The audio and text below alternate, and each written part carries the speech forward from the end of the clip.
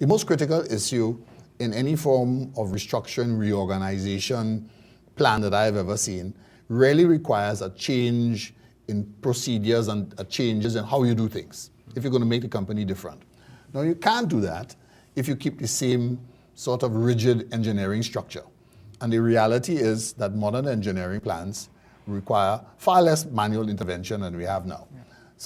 So those are some options on the table that you'd have to retrofit in one way or the other. I do not know what the cost of retrofitting is. That has been put on the table, so I can't comment on it.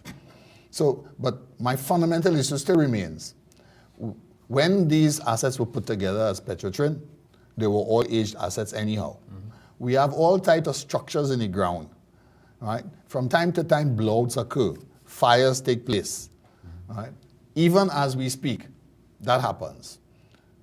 And mainly in the exploration and production side correct, of the business. Right? Not on the refineries. But on land.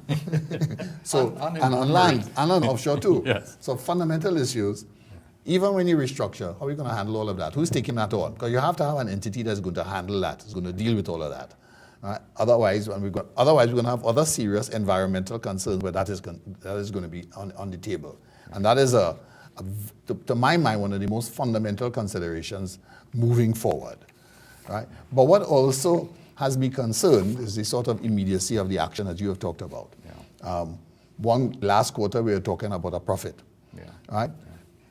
Yeah. The fact that it owes the state $3 billion, I draw a line through that. Mm-hmm. Twack. Mm-hmm. Right? Write it off. Mm-hmm. Right?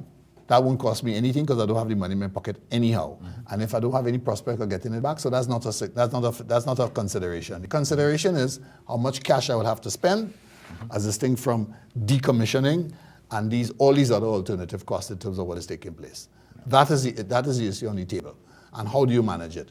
With respect to the knock-on effect, it's going to have, if we're talking about closure, it's going to have a significant negative effect on the south region and its environs, and also on Trinidad and Tobago. That's a fact. It's going to happen. Now, what mitigations are in position? I've heard nothing to that effect. I've not heard in terms of what the state's role is going to be, how it's going to address these issues. And the country has to run, and the country has to run on fuel, some type of energy. Imported though it may be. The distribution, who is handling the distribution? How is NP going to take, because this is a completely new role. A completely new role. If any. Well, that puts another question in position. Yeah.